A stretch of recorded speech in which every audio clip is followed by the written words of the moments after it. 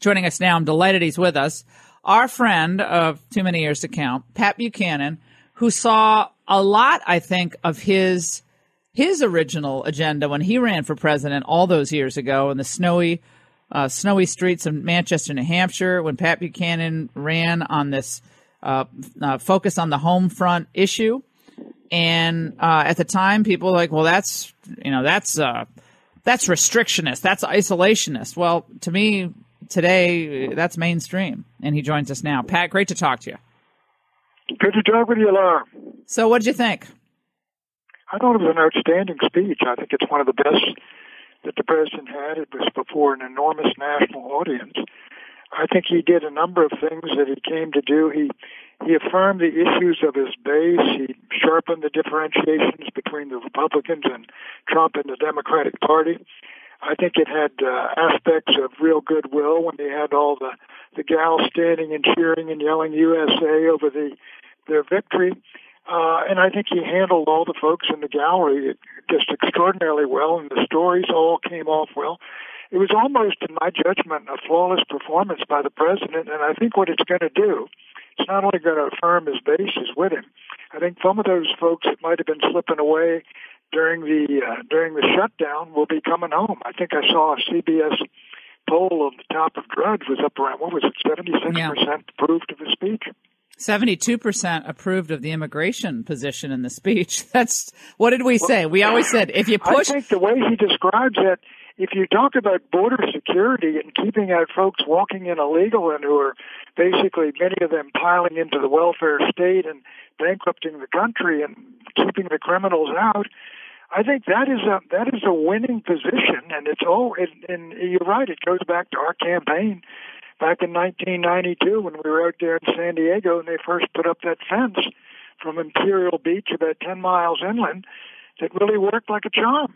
Operation Gatekeeper. He mentioned it last night. He didn't mention the name, but that's what it was called, and I reported on that when I was working for CBS News at the time, and there wasn't a debate about it. There was no debate about Operation Gatekeeper. It was just a bipartisan thing. Of course you got to enforce the border. That's how crazy things are today. I believe, and I may be mistaken, but I believe there was a time when Walter Mondale and Cesar Chavez went down to look at the border and said, we got to stop the folks from coming in and taking the jobs of our farm workers here. Well, and when Ike did it back in 1952, 53, of course they called it Operation Wetback, but he sent those folks back, and they were not wildly controversial. Everybody felt, look, it's our home, and we got an immigration policy, and these folks are breaking the laws and breaking in, and we're going to send them back. Eisenhower deported 80,000 people. Yeah, I think they eventually got a million went home, and they were sending them back on buses and ships and everywhere back into Mexico. You can't deport 20 million people, Pat Buchanan. You can't. This is what you always hear. Some just got the message and went on home. Yeah. A couple of friends of mine said, well, you can try. You can start sending some back, and then that'll lead people to make different decisions.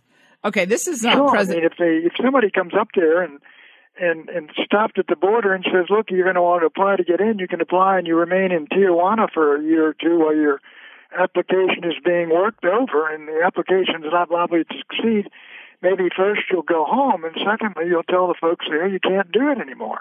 Pat, one of the moments that I loved the most is when this was Donald Trump bringing it all home to what his base believed and what he campaigned on. Let's listen. No issue better illustrates the divide between America's working class and America's political class than illegal immigration. Wealthy politicians and donors push for open borders while living their lives behind walls and gates and guards.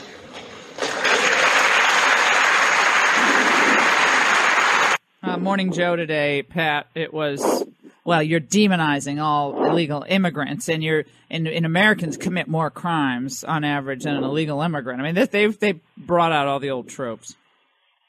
Well, but Trump is right on that. We found in the last 25 years, there's no issue on which the elites disagree more with middle America and working America. They're on a different side of it than the two issues of so-called free trade and immigration. And it's the working folks who are in the communities directly there that feel the impact, especially when you get these waves of illegal immigrants into a place. And the elites can really shield themselves off from it, and they do. And they have different views of it. And the elite view, I think, is almost religious. It's class. It represents the view of their idea of what is a virtuous position to make them feel virtuous, and they don't deal with the consequences of it the way the working class and the middle class do. And frankly, it is the issue. I think it's an existential issue for the country if we don't get control of the borders. One day we're going to lose control forever, and then you're at the end of the country. And it's an issue on which the country stands overall with Trump. Even Democrats, Laura, when you see them, they start talking, they'll ask them, what do you think of the world? We're for border security. They know very well that the country wants the borders secured, and they're not. Well, and again, you've been talking about this for decades. I've been talking about it for about 20 years. And now somehow this is a point of controversy. This was a great moment last night as well. Let's listen. Here in the United States, we are alarmed by the new calls to adopt socialism in our country.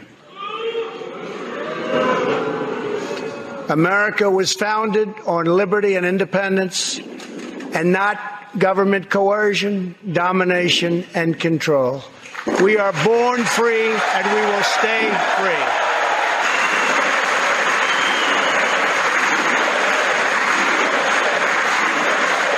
The scowls. Tonight, we renew our resolve that America will never be a socialist country.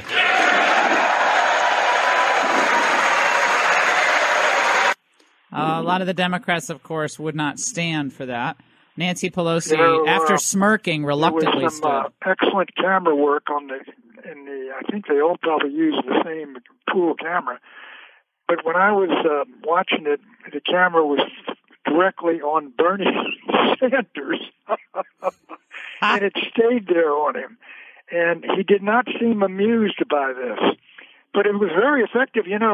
Also, during the State of the Union, it seemed to me that much of the camera work almost seemed to be being done on behalf of Trump, because he would make some statement, there'd be huge applause, and then he'd go to Gillibrand or someone who was looking sour and angry and unhappy.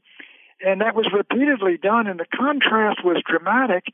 I mean, someone coming to this fresh and didn't know who it was would be saying, these guys are all the unhappy people over there, and Trump is, talking very positively, upbeat, patriotic. So again, I think the contrasts last night were excellent and dramatic and favorable to the president. Well, we're talking to Pat Buchanan here on the Laura Ingraham podcast. Pat, and meanwhile, Stacey Abrams, who lost in Georgia, but nevertheless was selected. I've never seen someone who loses and then is selected to give the State of the Union speech. Kind of a curious deal, but they think she's the 2020. She's going to run again in 2020. And they hope that this platform of the response, she talked about her father giving his coat to somebody, and that was, I didn't get that connection. I mean, that was nice, but how does that have to do with the fact that we have like a 3.6% GDP? And I don't understand any of that. But anyway, it was a nice story about her father.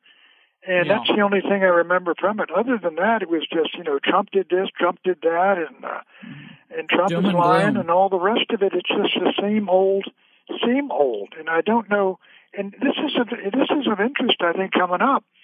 You now got Democrats in the field who are now targets, and the socialism, and we're going to do away with all the insurance companies, including mine.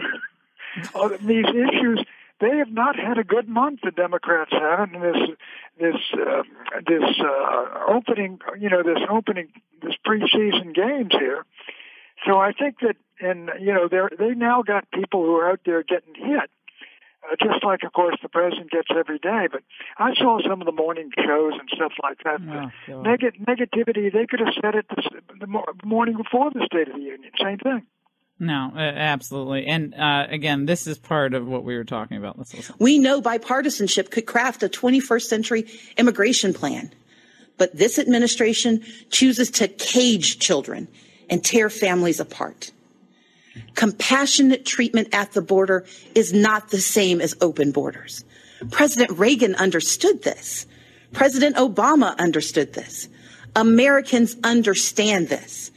And Democrats stand ready to effectively secure our ports and borders. Again, kids in cages.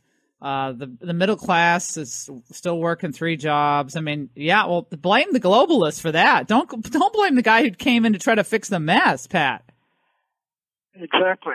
I think the president's got to be pretty happy with it, because last night also he really strongly reaffirmed, as you pointed out, on that socialism issue, and the late term abortions was very dramatic and powerful. And I think the Democrats, even those who celebrate this abortion now, it's not something that is necessary at times, but it's something to be cheered as some great human right they've got to destroy unborn children, even when the baby is born and lying on a table, in the Northam position. So I think, and they have to realize that if they think that's moral, they do realize that they are out of touch with a huge number in the country. I think it's only 13% of the nation supports this third trimester abortions. No, and even I've noticed even on Morning Joe Scarborough, who has pretty much gone left on every issue, even he on that said the Democrats have completely misread the American people. I think it's worth playing that for our listeners today. If you missed this, the president on the abortion issue last night, again, this is after New York, Virginia, with the Ralph Northam will resuscitate the baby comments.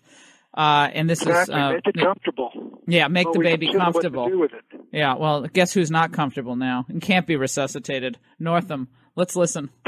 There could be no greater contrast to the beautiful image of a mother holding her infant child than the chilling displays our nation saw in recent days.